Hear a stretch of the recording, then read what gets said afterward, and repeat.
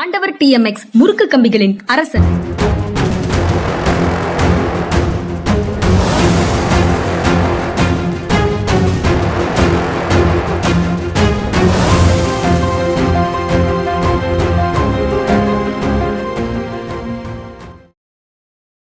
வணக்கம். இது மனிதா மனிதா. சார் வணக்கம் சார். வணக்கம்ங்க. வணக்கம். பீகார்ல தேர்தல் முடிஞ்சது. ஆனா வாக்களித்தவர்கள் எண்ணிக்கை என்ன அப்படிங்கிறது மட்டும் இன்னும் யாருக்கும் தெரிய மாட்டேங்குது. தேஜஸ்வி யாதவ் எக்ஸிட் போல் எல்லாத்தையும் கடுமையாக சாடுகிறார். அது எதுவும் உண்மை இல்லை அப்படின்னு சொல்றாரு. உறுதியாக ஆட்சி மாற்றப்படும், மக்கள் அதிக அளவுல வாக்களிச்சிருக்கிறாங்க, வரலாற்றில் இல்லாத அளவுக்கு வாக்களிச்சிருக்கிறாங்க, அதனால உறுதியாக ஆட்சி மாற்றம் இருக்கும் அப்படின்னு தேஜஸ்வி யாதவ் சொல்றாரு. பெண்கள் எங்களுக்கு தான் வாக்களித்திருக்கிறார்கள் அப்படின்னு பாரதிய ஜனதா கட்சி சொல்லுது.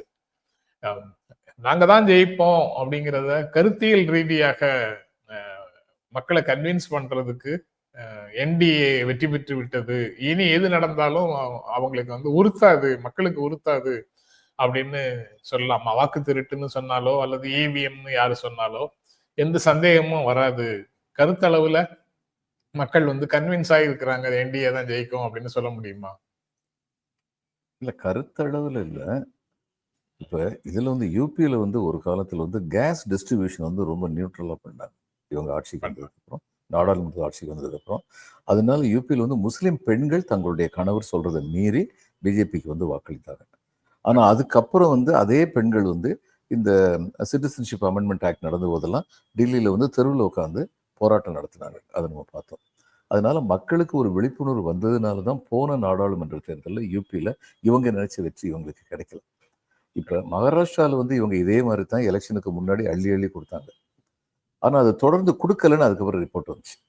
தொடர்ந்து கொடுக்கலன்னு அதுக்கு முதல் இன்ஸ்டால்மெண்ட்டாக 3 மாதம் செய்த ஒரே இன்ஸ்டால்மெண்ட் கொடுத்தாங்க எலெக்ஷனுக்கு முன்னாடி. அதுக்கப்புறம் கொடுக்கலன்னு சொல்லி ரிப்போர்ட் வந்துச்சு. அப்போ மகாராஷ்டிராவில் இன்னைக்கு ஜனங்கள் தெளிஞ்சிருவாங்க, இவங்க ஏமாத்துறாங்க அப்படின்னு சொல்லி தெளிஞ்சிருவாங்க. நான் அடிக்கடி சொல்லியிருக்கேன், ஜனங்களுக்கு நேரடியாக தாங்கள் பாதிக்கப்பட்டாலொழிய சுற்றி நடக்கிறத பற்றி அவங்க கவலைப்படுறதில்லை.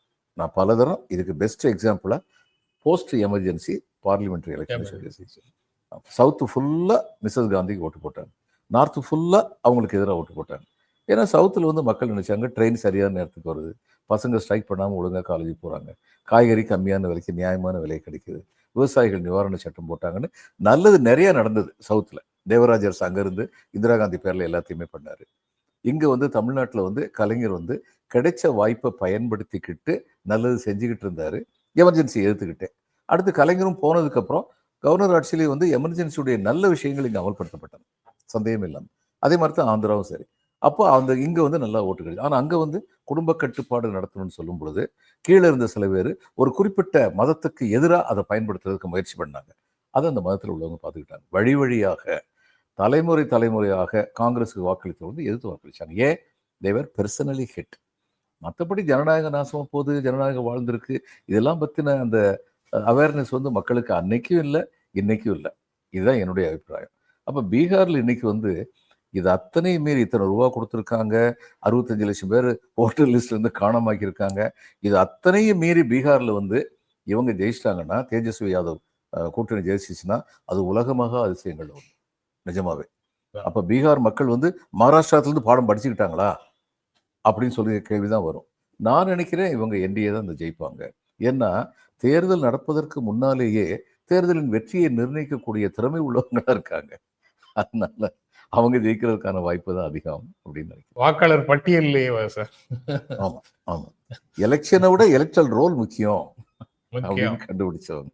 கம்யூனிஸ்ட் கட்சிக்காரங்களை பற்றி அந்த காலத்தில் இந்த திமுக பேச்சாளர் ஒருத்தர் சொல்லுவார். அதில் என்ன இதுனாங்க, கம்யூனிஸ்ட் கட்சிக்காரர்கள் அதை ரசிப்பாங்க, அந்த காமெடியை. அவர் என்ன சொல்லுவார், லேசுப்பட்டவன் இல்லையா இந்த கம்யூனிஸ்ட் கட்சிக்காரப்பையா, தகரத்தை கண்டுபிடிக்க முன்னாடியே தகர உண்டியில் கண்டுபிடிச்சனையா அப்படின்னு சொல்லி பேசுவார். ஏன்னா அவங்க தகர உண்டியில் வச்சு தான் குழுக்களுக்கு வருவாங்க, கூட்டத்துல எல்லாம் ஆனால் இது அவங்க தங்களுக்கு ஏற்பட்ட இழிவாக நினைச்சதில்லை, சந்தோஷமா அது நல்லா ஜோவியலாக பேசுறாரு அப்படின்னு பார்த்து. அந்த அளவுக்கு அரசியல் நாகரிகம் அன்னைக்கு இருந்தது. இன்னைக்கு அந்த இதில் அனாலஜியில் சொல்றதுன்னா, எலக்ட்ரல் ரோல் கான்டக்ட் ஆஃப் எலெக்ஷனோட முக்கியம்னு சொல்லி கண்டுபிடிச்சிட்டாங்க. இது மார்க்சிஸ்ட் முதல்ல வெஸ்ட் பெங்காலில் கண்டுபிடிச்சி விழிப்போடு இருந்தாங்க. மார்க்சிஸ்ட் தவறுகள் நடந்துடக்கூடாதுன்னு சொல்லி. ஆனால் இவங்க தவறுகள் நடக்கிறதுக்கான வாய்ப்பாக இதை பயன்படுத்திக்கிட்டாங்க. ஏன்னா அன்னைக்கு மார்க்சிஸ்டுக்கு ஆதரவா வந்து ஒரு எலெக்ஷன் கமிஷன் கிடையாது. மார்க்சிஸ்ட் ரூல் அங்க லெஃப்ட் ஃப்ரண்ட் ரூல் நடந்த பொழுது அந்த ரூலுக்கு எதிராக உட்காந்துக்கிட்டு புரட்சி பண்ற, குறை சொல்ற, விமர்சிக்கிற ஒரு ஐஏஎஸ் ஆபீசரை கூட அவங்க தண்டிச்சது கிடையாது. சிபி இடதுசாரி முன்னணி வந்து அது ஒரு தடவை வந்து நான் வந்து வினாய் சௌத்ரிட்ட வந்து கேட்டேன், சார் உங்களை வந்து இவ்வளவு தூரத்துக்கு வந்து சரியில்லாத அளவுக்கு அட்டாக் பண்றாங்க, சரியான அளவில் அட்டாக் பண்ண சரி, ஆனா நீங்க பேசாம இருக்கீங்களே அப்படின்னு. அவர் சொன்னார், நாங்க ஏதாவது நடவடிக்கை எடுத்தோம்னா அதை சாக்க வச்சு கவர்மெண்ட்டையே கலைக்கிறதுக்கு முயற்சி பண்ணுவாங்க. எங்களுக்கு எல்லா எதிரிகளையும் வச்சுக்கிட்டு தான் நாங்கள் ஆண்டுகிட்டு இருக்கோம்.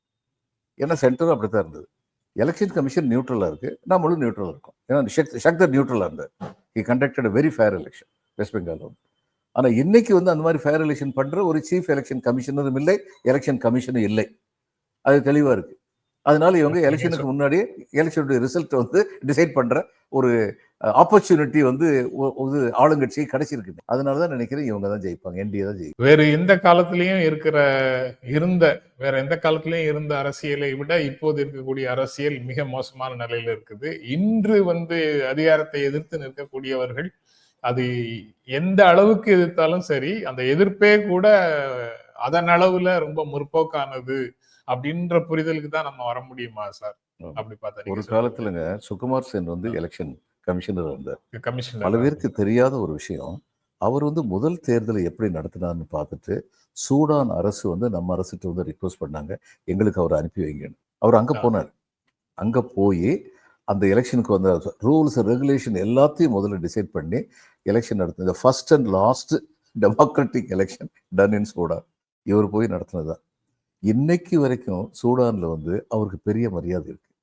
அவருடைய தம்பி அசோக் சென் தான் லா மினிஸ்டர் ரொம்ப நாள் இருந்தார். சுகுமார் சென் வந்து இங்க நடத்தும் பொழுது எந்த ஒரு ஆளுங்கட்சியும் அவருக்கு எதிராக இல்லை, இடைஞ்சல் பண்ணல, சுதந்திரமாக தேர்தலை நடத்தினார். அப்படிப்பட்ட மாமனிதர்கள் இருந்த இடம் அந்த இடம். இதுக்கு மேல சொல்றதுக்கு ஒண்ணும் இல்லை. இங்க தேர்தல் ஆணையர்கள் பெயர்ல சில பெயர்கள் வந்து சிறப்பாக செயல்பட்டாலும் பாப்புலராக மக்கள் மத்தியில வந்து சேராம போயிடுச்சோ அப்படின்னு ஒரு எண்ணம் இருக்கு சார். அதுல இப்ப சமீபம்னா என்ன, ஒரு 30-40 ஆண்டுகளுக்குள்ள 20 ஆண்டுகளுக்கு முன்னாலன்னு பார்த்தோம்னா ஜேஎம் லிங்டோ. ஆமா, லிங்டோ இருந்தார். லிங்டோ எப்படிப்பட்ட ஒரு திறமை மிக்க நடுநிலைமை வகித்த தேர்தல் கமிஷனர்னா, அவர் முலாயம் சிங் யாதவுக்கு எதிராக நிறைய ஸ்டெப் எடுத்திருக்காரு அந்த எலெக்ஷன்ல.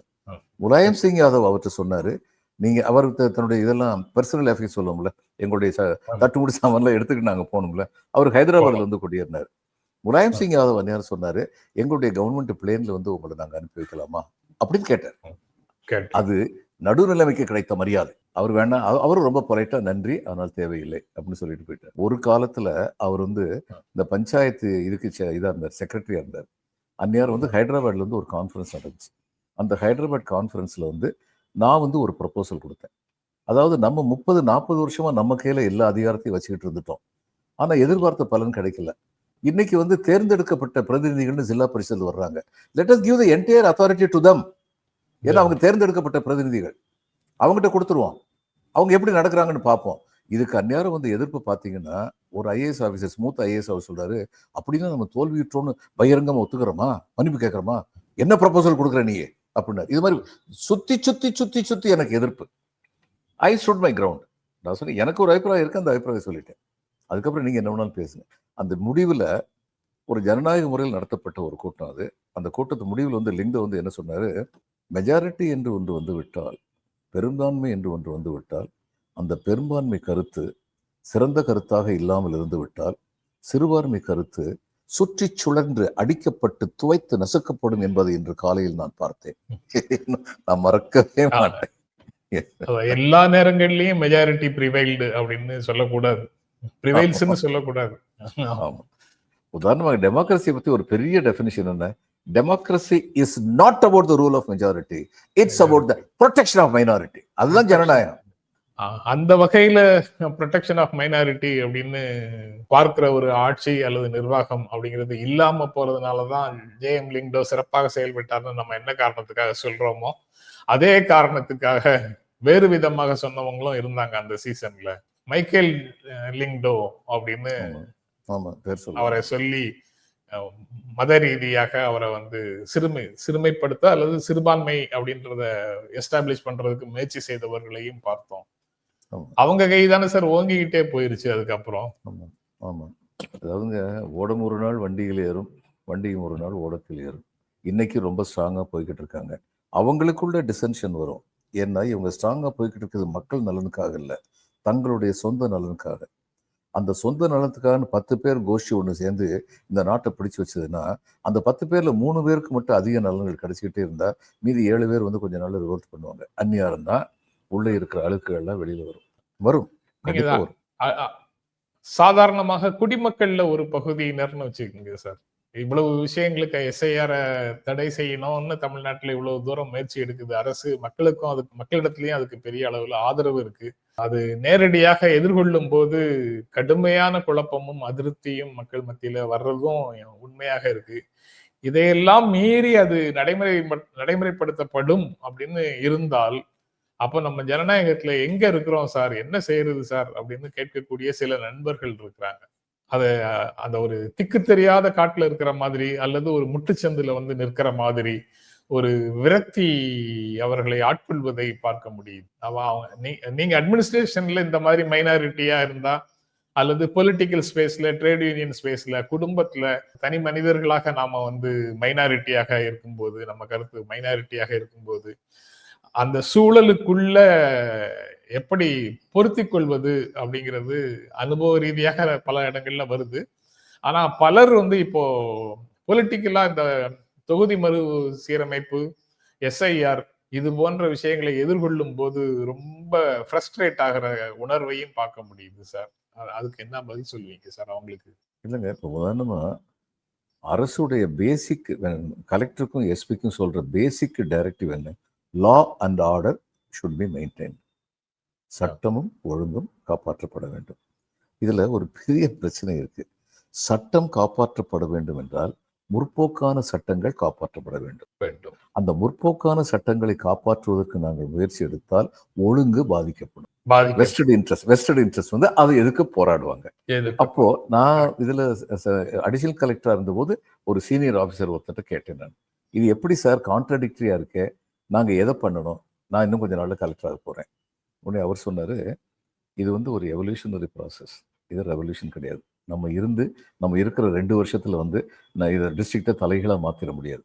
ஆனா எப்படி மாற்ற முடியும்? நம்ம காலத்துக்கு அப்புறம் நிலைச்சு நிற்கக்கூடிய சில காரியங்களை நம்ம பண்ணலாம். எப்படி பண்றோம்னு சொல்றேன். சில என்ஜிஓ இருக்காங்க, சில குழுக்கள் இருக்காங்க. இந்த நிலமற்ற ஏழை விவசாய தொழிலாளி வந்து உங்ககிட்ட சொல்றாங்க, சார் இதை நாங்கள் எப்படி விட்டுற முடியாது சார், என்ன சார் இவ்வளோ வைக்க இது பண்றாங்க, மினிமம் வேஜஸ் நீங்கள் ப்ரிஸ்கிரைப் பண்ணியிருக்கீங்க, எங்களுக்கு கிடைக்கலையா சார். இப்போ வெஸ்ட் பெங்கால் அந்த சுச்சுவேஷன் கிடையாது, மினிமம் வேஜஸை கொடுத்துருவாங்க, ஏன்னா அரசே சும்மா இருக்காது. ஆனால் மற்ற சில காரியங்களில் என்ஜிஓஸ் வந்து நம்மகிட்ட வந்து கம்ப்ளைண்ட் பண்ணுறாங்க, அவங்க சொல்றதுல வந்து நியாயம் இருக்கு. அப்போ நம்ம வந்து என்ஜிஓட்ட என்ன சொல்லணுமா? அவர் என்கிட்ட சொன்னது, இந்த நாட்டில் டெமோக்ரஸி இருக்குல்ல, நீங்கள் போராட முடியும்ல, உங்கள் போராட்டம் அமைதி வழியாக இருக்கிற வரைக்கும் நான் அந்த போராட்டத்தை தடை செய்ய மாட்டேன்ல, இதுக்கு மேலே உங்களுக்கு நான் சொல்லிக் கொடுக்கணுமா அப்படின்னு நீ சுற்றணும். அவங்க பிடிச்சிக்குவாங்க, அவங்க போராடுவாங்க. போராடும்போது எப்படி போராடுவாங்க? உன் ஆஃபீஸ் முன்னாடி போராடுவாங்க. அடுத்து வந்து எந்தெந்த பணக்காரங்கள்லாம் இடைஞ்சலா இருக்காங்களோ, நியாயமான உரிமையை கொடுக்கலையோ, அவங்களுடைய வீடுகளுக்கு முன்னாடி, ஆஃபீஸுக்கு முன்னாடி நின்று போராடுவாங்க. அப்போ அவங்கெல்லாம் பதறி போய் உன்கிட்ட வருவாங்க, சார் என்ன சார் அநியாயம் நடக்குதுன்னு. நீ சொல்லுவ, ஆமாம் அநியாயமாக தான் இருக்குது, என் ஆஃபீஸ் முன்னாடியும் போராடிட்டு தான் இருக்காங்க, உங்ககிட்டையும் போராடிட்டு தான் இருக்காங்க. நான் விசாரித்தேன் எதுக்காக வேண்டி போராடுறாங்கன்னு, கோரிக்கைகள்லாம் பார்த்தேன். இந்த பாருங்க, இந்த கோரிக்கையில் வந்து நியாயம் இருக்கு, அதை நீங்களும் இல்லைன்னு சொல்ல முடியாது, நானும் இல்லைன்னு சொல்ல முடியாது. பீடி தொழிலாளிக்கு ஒரு நாளைக்கு 1000 பீடி சுற்றுறதுக்கு நீங்க வந்து 8 அணா கொடுத்துட்டு இருக்கீங்க, அவங்க 4 ரூபா கேட்குறாங்க. அவங்க இந்த 8 அணா பத்தாதுன்னு சொல்றது வந்து நியாயம்தான், 4 ரூபா கேட்கறது கொஞ்சம் அநியாயம் மாதிரி எனக்கு தெரியுது. அப்ப ஏதாவது ஒரு வழிக்கு வரணும்ல. நீங்க 8 அணா கொடுக்கறத 1 ரூபாய் ஆக்குங்க, நான் அவங்ககிட்ட பேச முடியும்ல. நீங்க 8 அணா தான் கொடுப்பேன் நின்றுகிட்டு இருந்தீங்கன்னா நான் என்ன பேச முடியும்? உங்களுக்கு எதிராக போராட்டம் நடத்துவாங்க, எனக்கு எதிராக போராட்டம் நடத்துவாங்க. இன்னைக்கு வெறும் போராட்டம் நிற்குது, நாளைக்கு என் மேல கல் எடுத்து வீசுவாங்க. அது நான் மறைமுகமா சொல்ற வருது என்ன, உன் மேல கல் எடுத்து வீசுவாங்க. அதை நான் சொல்லிட்டேன்னா சரி, தப்பா போயிடும். என் மேலேயும் கல் எடுத்து வீசுவாங்க. அப்படிப்பட்ட ஒரு சூழ்நிலை வரணுமா? நீ கொஞ்சம் யோசிங்க, யோசிச்சுட்டு வாங்க. அப்படி போய் யோசிச்சுட்டு வந்து அவங்க 8 அணால இருந்து 3/4 ரூபாய்க்கு 75 பைசா கூட்டுவாங்க.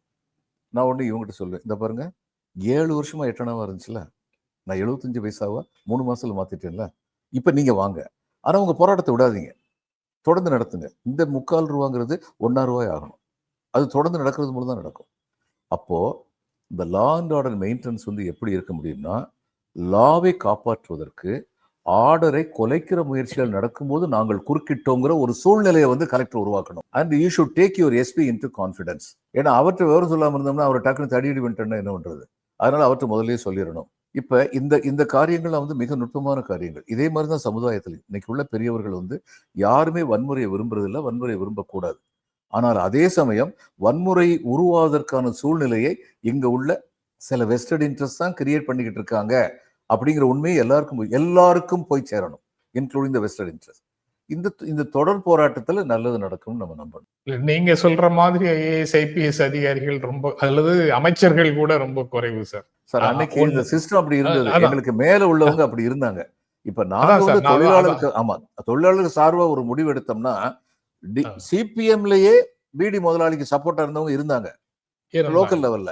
ஆனா எங்களை எதிர்த்து பேசக்கூடிய தைரியம், எங்களை எதிர்த்து ஏதாவது நடவடிக்கை எடுக்க தைரியம் உங்களுக்கு கிடையாது.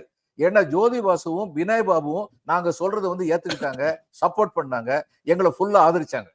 அரசு அப்படி இருந்தது. அது ஒரு முக்கியமான, we all live in a political context. அன்னைக்கு அப்படி இருந்தது, பாவம் இன்னைக்கு அப்படி இல்லை. ஆனா அதான் அதிகாரிகள் வந்து எண்ட் ஜஸ்டிஃபைஸ் த மீன்ஸ் அப்படிங்கிற மாதிரி விஷயத்துக்குள்ள போயிட்டாங்கன்னா அதுக்கு கவுண்டரா அந்த காலத்துல ஸ்டூடெண்ட்ஸ் மத்தியிலையும் சில முழக்கங்கள் இருந்தது. அவங்க வந்து if injustice is the order of the day, disorder is our only justice அப்படின்னு பேசிட்டு செயல்பட்டு கொண்டும் இருந்தார்கள். அநீதி தான் இந்த நாட்டுல ஒழுங்கு என்றால் ஒழுங்கின்மை தான் எங்களுடைய நீதி அப்படின்னு அவங்க வேலை செஞ்சாங்க. பட் இது ரெண்டுக்கும் இடையில தான் எல்லா சொல்யூஷன்ஸும் இருக்கு. எண்ட் ஜஸ்டிஃபைஸ் த மீன்ஸ்னு அதிகாரிகள் நினைக்கவும் கூடாது, டிசார்டர் இஸ் அவர் ஒன்லி ஜஸ்டிஸ்னு அதர் சைடு நினைக்கவும் கூடாது. ரெண்டுக்கு இடையில தான் தீர்வு இருக்கு அப்படிங்கிறது தான் இந்திய பண்பாக இருந்தது. சொல்லுன்னா தீர்வு எதுல இருக்குன்னா, யாரு வந்து வெஸ்டர்ட் இன்ட்ரெஸ்டா தொழிலாளர்களும் நேர்மை இல்லாத டிமாண்ட் நிறைய கிளப்ப முடியும். ஆனா தொழிலாளர்கள் நேர்மையான டிமாண்ட் என்னென்ன இருக்கோ அதையெல்லாம் வந்து அதுக்கு இடைஞ்சலா இருக்கவங்ககிட்ட பேசி, இந்த பாருங்க நான் வந்து எல்லாத்தையும் சேர்த்து வச்சு ஒரு ஒழுங்கின்மை வரக்கூடாதுன்னு பாடுபட்டு இருக்கேன், அவங்ககிட்ட வந்து ஏதாவது தப்பு பண்ணீங்கன்னா நடவடிக்கை எடுப்போம்னு சொல்லிட்டு இருக்கேன். ஆனா அவங்க எண்டு ஜஸ்டிஃபைஸ் த மீன்ஸ்னு நினைக்கிற அளவுக்கு நீங்க கூட்டு போயிடாதீங்க அப்படின்னு சொல்லி அந்த அச்சத்தை விதைத்து அதுக்கப்புறம் வந்து நம்ம வந்து மாற்றணும். இது மாற்ற முடியும். எனக்கு வந்து ரொம்ப அருமையான கிடைச்சிருந்தாங்க. நாங்க 2 பேரும் ஒருங்கிணைந்து செயல்பட்ட போது பல சமயங்கள்ல இது மாதிரி நல்ல காரியங்கள் நடந்திருக்கு. ஒருவர் தொழிலாளியாக இருப்பதும் ஒருவர் முதலாளியாக இருப்பதும் இன்னைக்கு பலர் வாரிசு அரசியல்னு பேசுறாங்களே, அந்த மாதிரி வாரிசு உரிமை சார்ந்த ஒரு விஷயம் தானே. அப்போ அந்த அரேஞ்ச்மெண்ட் இட் செல்ஃப் அதுவே அதனுடைய இயல்புல வந்து ஒரு அநீதியான விஷயம் தானே சார். ஐ இன்ஹெரிட், எங்க அப்பாட்ட பணம் இருந்தது, எனக்கு வந்து பணம் வந்திருக்குன்னா அந்த இன்ஹெரிட்டன்ஸ் லா படி அது சரியா இருக்கலாம். ஆனா அந்த பணத்தை வந்து சரியா கையாளக்கூடிய சாமர்த்தியம் எனக்கு இருக்கா அப்படிங்கிறது அந்த இண்டஸ்ட்ரி வந்து தீர்மானிக்கணும். இன்னைக்கு பெரும்பாலும் அந்த தீர்மானிக்கிற உரிமை இண்டஸ்ட்ரி கிடையாது. மெஜாரிட்டி ரைட்ஸ் வந்து மெஜாரிட்டி ஷேர்ஸ் இருந்ததுன்னா கண்டினியூ பண்ணிக்கிட்டே இருப்பாங்கன்னு சொல்லி பார்க்குறோம். ஆனால் பல சமயங்கள்ல அப்படி பொறுப்புக்கு தகுதி இல்லாதவங்க உட்கார்ந்து இருக்கும்போது அந்த பதவி என்ன ஆகும்? சோழ சாம்ராஜ்யம் எப்படி நாசமா போச்சு? அரசங்கிறவனுக்கு எல்லா அதிகாரமும் இருக்குன்னு சொல்லி நினைச்சாங்க. 3வது ராஜராஜனை ஓட விரட்டினா சுந்தரபாண்டியன். 3ஆம் ராஜராஜனை பழுவேட்டையர் மாதிரி 6 குறுநில மன்னர்கள் இருந்தாங்களே, அவங்கள ஒருத்தர் வந்து ராஜா சக்கரவர்த்தி வந்து உள்ள வச்சுட்டார், ஜெயில வச்சுட்டார். திறமை இல்லை. இதுதான் நடக்கும். அதனால இறுதியாக என்ன தெரியணும்னா, திறமைக்கு வந்து மரியாதை இருக்கணும். முன்னேறது the ladder, whether it is social or political or economic, the ladder should be made available only to the competent. எல்லாருக்கும் கிடைத்து விடுவது இல்லை. வேறு பல சூழல்கள் சாதகமாக இருந்தாலும் கலைஞருடைய பையன் வந்து அந்த கம்பீட்டன்ஸ் இருந்துச்சு, அந்நேரம் அவர் லேடர்ல ஏறாதுன்னு சொல்ல முடியாது. ஸ்டாலினுக்கு வந்து அந்த கம்பீட்டன்ஸ் இருந்தது. நான் ஒரு 3 தரம் தான் பார்த்திருக்கேன் நானு. ஆனா அந்த தரத்தை நான் ஒண்ணு பார்த்திருக்கேன், இந்த ஆளுங்களை அசஸ் பண்ற ஸ்ட்ரென்த் வந்து அவருக்கு ரொம்ப பெரிய ஸ்ட்ரென்த். கூட இருக்கவங்களும் சரி, கூட இல்லாதவங்களும் சரி, யாரு எப்படிப்பட்டவங்க அப்படிங்கறது ரொம்ப துல்லியமா வந்து எடை போடுறாரு. அது ரொம்ப பெரிய ஆற்றல். அதுக்கப்புறம் அத்தனை வருஷம் பொது வாழ்க்கையில இருந்து ஒரு மேயரா இருந்து, அதுக்கப்புறம் ஒரு எம்எல்ஏவா இருந்து, அமைச்சரா இருந்து, துணை முதலமைச்சரா இருந்து ரொம்ப அனுபவம் பெற்றிருக்கு. அது அவருடைய ஸ்ட்ரென்த். அதுக்கப்புறம் நான் வந்து எனக்கு வாக்களித்தவர்களுக்கு மட்டுமல்ல, எனக்கு வாக்கு அளிக்காதவர்களுக்கும் சேர்ந்துதான் நான் முதலமைச்சர் என்பதை உணர்ந்திருக்கிறேன்னு ஃபர்ஸ்ட் ஸ்டேட்மெண்ட் கொடுத்தார்ல, mature political statement. That is what is expected of a mature politician. நாம தான் சார் மெச்சூர்ட்னு சொல்றோம். நாம தான் சார் அது மெச்சூர் ஸ்டேட்மெண்ட்னு சொல்றோம். ரொம்ப பெரிய இடங்கள்ல இருக்கக்கூடியவங்களே இங்க வந்து வன்மம் அதை வந்து வன்மம்னு சொல்றாங்க. ஸ்டாலின் வந்து எங்களுக்கு ஓட்டு போடலன்னா உங்களுக்கு எதுவும் செய்ய மாட்டேன் அப்படின்னு அவர் வன்மம் நிறைந்த ஒரு ஸ்டேட்மெண்ட்டை சொன்னதாக சொல்றாங்க. என்னைக்குமே ஸ்டாலின் அந்த ஸ்டேட்மெண்ட் சொன்னது இல்லைங்கிறது உண்மை. பிஜேபி காரங்க திரும்ப திரும்ப ரெட்டை என்ஜின் கவர்மெண்ட் தான் நல்லா இருக்கும், ஒன்றிய அரசு நாங்க இருக்கோம், இங்கேயும் நீங்க எங்களை செலக்ட் பண்ணாதான் செய்ய வேண்டிய காரியம்லாம் சிறப்பா செய்வோம்னு சொல்லி ஓப்பனா பேசியிருக்காங்க. இவங்க தான் அப்படி பேசியிருக்காங்க. அதுலதான் அந்த வன்மம் வெளிப்படுகிறது. ஆமா, அதுலதான் வன்மை வெளிப்படுது. அதுக்கப்புறம் நீங்க யார் சொல்றீங்கன்னு தெரியுது. பாவம் அந்த அம்மாவுக்கு வந்து என்ன அரசியல் தெரியுது. 2 வருஷத்துல இந்தியா வல்லரசு ஆயிரும்னு சொல்லி திருவாய் மலர்ந்தருளினார்கள் பார்லிமெண்ட்ல. 2 வருஷத்துல இந்தியா வல்லரசு ஆயிரும்னு. அதே சொல்லி அம்மா தான் ஆயிடுச்சா சொன்னாங்க, சார்? 80 கோடி பேருக்கு நாங்க ஆளுக்கு 5 கிலோ தானியம் கொடுக்குறோம்னு. ஏன் 140 கோடியில 80 கோடி பேருக்கு ஆளுக்கு 5 கிலோ தானியம் கொடுக்குற நிலைமையில ஒரு நாடு இருந்ததுன்னா, அந்த நாடு 2 வருஷத்துல எப்படி வல்லரசு ஆகும்? பேசுனாங்க. என்ன வேணாலும் பேசலாமே. தமிழ்நாட்டின் வளர்ச்சிக்கு அரசு வந்து தடையாக இருக்குது. தமிழ்நாட்டு அரசு தடையாக இருக்குது. நீதிமன்றங்கள்ல போய் தடையை ஏற்படுத்துகிறார்கள் அப்படின்னு சொல்றதை எப்படி சார் பாக்குறீங்க? ஒரு அதனாலதான் தமிழ்நாட்டுக்கு கான்ஸ்டிடியூஷனல் இல்ல ரைட் இல்ல இல்ல அதனாலதான் டபுள் டிஜிட் எக்கனாமிக் growth வந்துச்சா தமிழ்நாட்டுக்கு. இவ்வளவு வந்துச்சா? இடைஞ்சல் பண்றாங்க டிஎம்கே. அது மாதிரி எப்படி வந்துச்சு? அதுக்கும் பதில் சொல்ல வேண்டியது தானே. இல்ல இந்த கான்ஸ்டிடியூஷனல் ரைட்டை வந்து இப்படி இன்டர்பிரேட் பண்றது எந்த வகையில பொறுப்புல அவங்க இருக்கிறவங்களுக்கு சரியா இருக்கும்?